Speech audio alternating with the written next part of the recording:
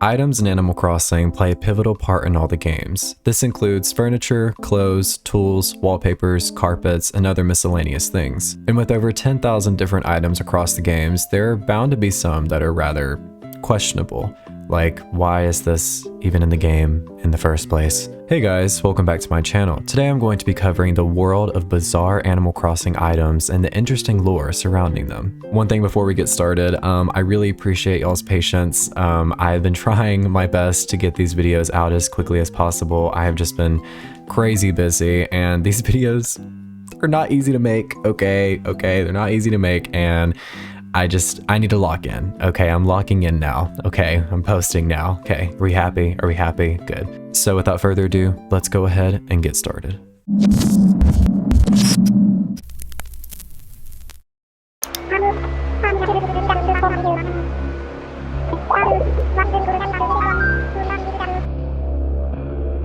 So I personally think the Peach Surprise Box is the hands down weirdest item in the game. And there's the molly shirt. Oh my god. Look, you literally can't run any second without falling. Oh. Can someone please explain what this is?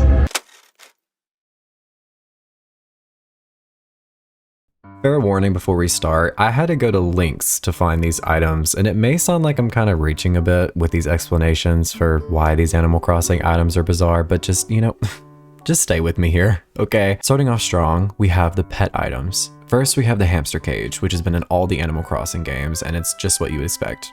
A cage with a hamster in it, okay? This furniture item is kind of strange, considering there are hamster villagers.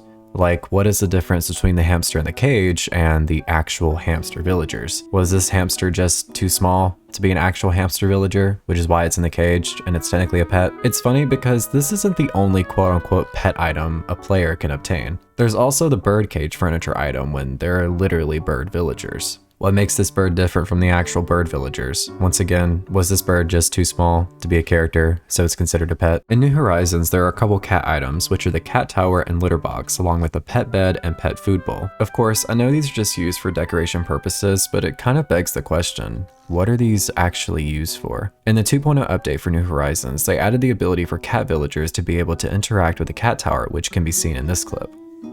Obviously, if the cat villagers want to play with this tower, then technically there are some similarities between the cat villagers and a real cat.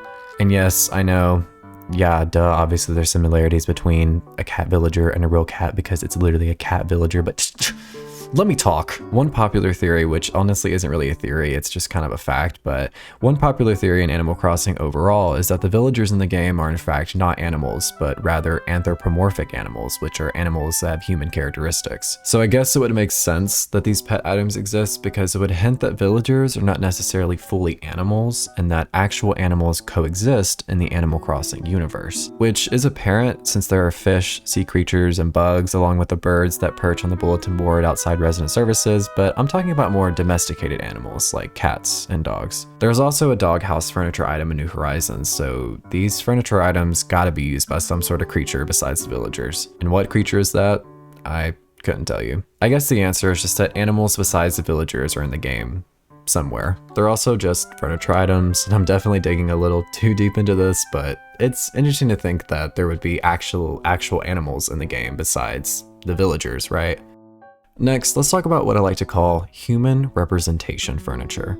As we know, the only human among the villagers is you as the player, not counting your mom or dad who never actually appear in the games besides sending you letters. The villagers in general don't ever really acknowledge that you're a human, but they do know you are. I mean, Flick in New Horizons even says this, and so our contract is bound, human. With you being technically the only human in the game, it's interesting that there are a lot of human-like items. For example, there is the anatomical model, which shows the parts of the real human body. What's interesting is that this furniture item is a part of the school set, so do the villagers have to learn about the human body rather than their own? But it doesn't stop there. There's also the skeleton, which is obviously a human skeleton. I mean, I guess it would be a bit odd if there were villager skeletons rather than human skeletons in the game, but anyway, like the skeleton, there's also the creepy skeleton item, which literally just looks like human remains. Do we just hate humans in this universe or something. I don't know. There's also the dress mannequin and small mannequin that represent an actual human, which look different than the mannequins in Able Sisters, which are modeled based on our character. Then there's the rescue mannequin, which obviously doesn't represent our character as a human, but rather an actual human. I'm also confused as to why this is even a furniture item in the first place, because who is realistically using this for literally anything? It's also not a part of any villager's house as a furniture item, so it's clear that even the villagers don't even like it.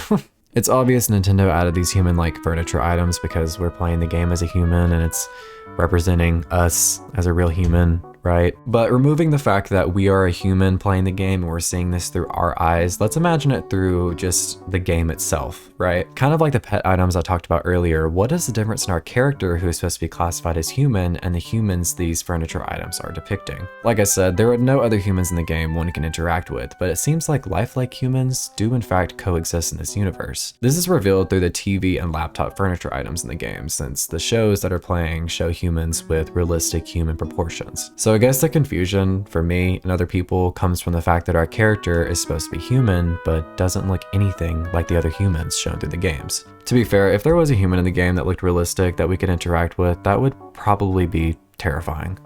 Next, let's talk about some plants, specifically what I like to call scary plants.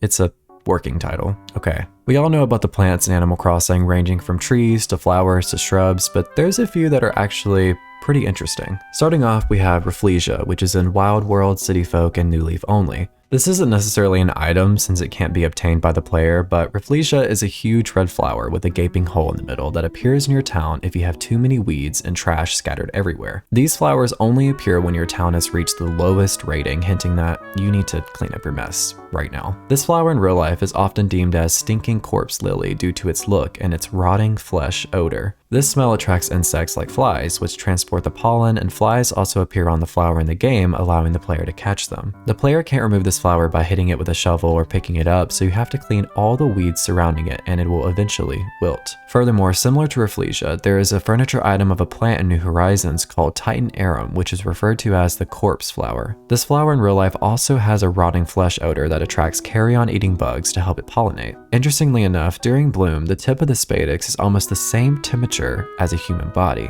I guess since this plant is a furniture item rather than an actual plant, it's more of like a model of the flower in the game, so I guess it doesn't have an odor or anything. However, it is intriguing that this was the flower Nintendo decided to add into Animal Crossing. Next up on the list of scary plants is actually the Lily of the Valley flower. This beautiful plant appears in the game when your town or island has achieved a perfect rating. Despite its cute appearance, it's actually pretty deadly. It's the perfect example of what looks like a cinnamon roll, but will kill you. If one were to consume this flower in real life, it would result in serious illness and even death. This plant contains an immense amount of carotenoids, and if ingested can cause serious issues in your stomach, nervous system, heart, and skin. Thankfully, you can't consume this plant in Animal Crossing because that would probably result in death, I think. It's clear that Nintendo definitely chose these flowers to put in the game because of their uniqueness, and I can definitely applaud them for that. Now, let's talk about some bizarre clothing in Animal Crossing. First is the King Tut mask, and while the player wears it, some strange stuff happens. When the player puts on the mask, it doesn't make the usual sound the game makes when you put a clothing item on. And while you're running around wearing the mask, you have the chance of tripping and falling on the ground. You also have an increased chance of more beehives falling from trees and catching trash instead of fish. Players have often wondered why this happens, and it turns out wearing the mask actually decreases your luck.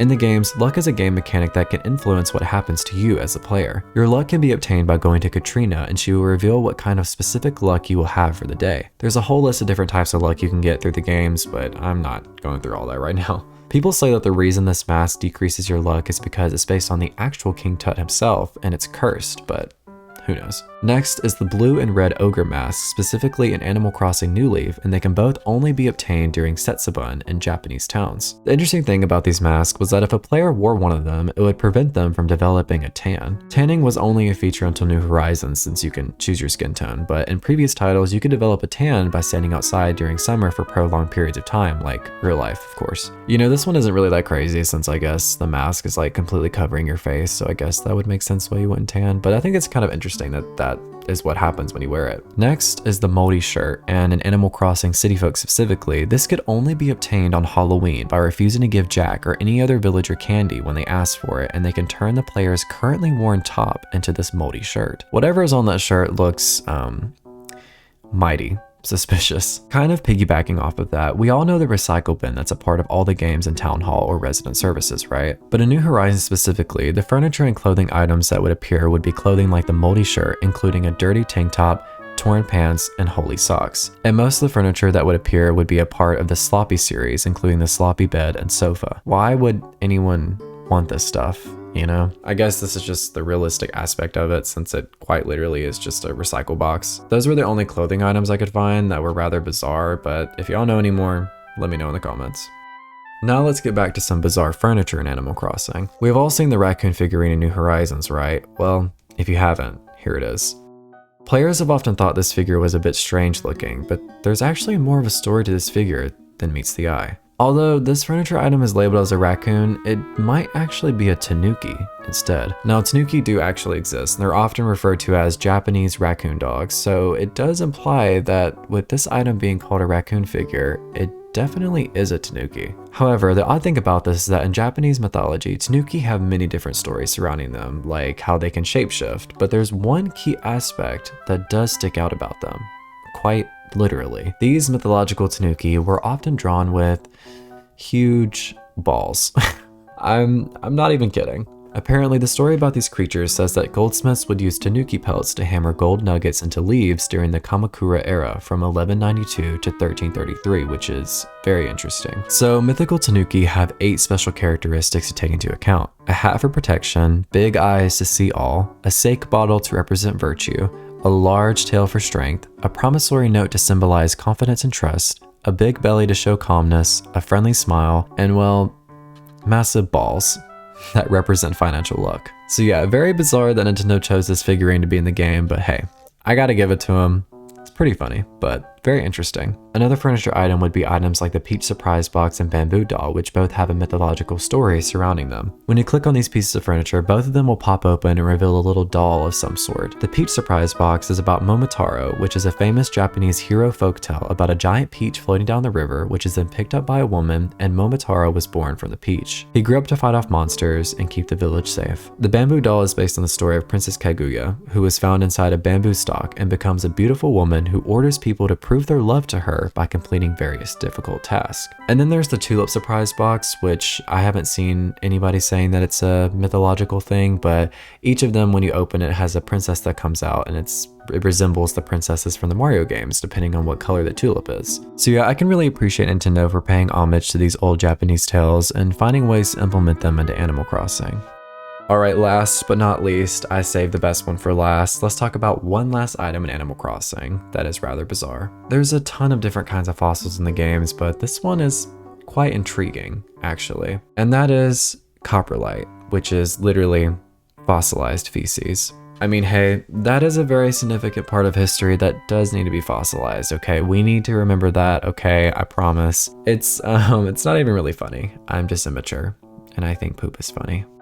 And there we have it. These were some of the most bizarre items across the Animal Crossing franchise that I could find, and it just goes to show that Nintendo really does take the time and energy to put a lot of details into these games. What are some other items in Animal Crossing you think are bizarre or just interesting? Let me know in the comments. I really do hope you guys enjoyed this video, and like I said, I'm really enjoying making these types of informational videos for you guys, but they do take a bit of time for me to make, unfortunately, but I'm trying. Okay, I'm really trying. I really hope you guys enjoyed this video, and I'll see you guys next time. Goodbye.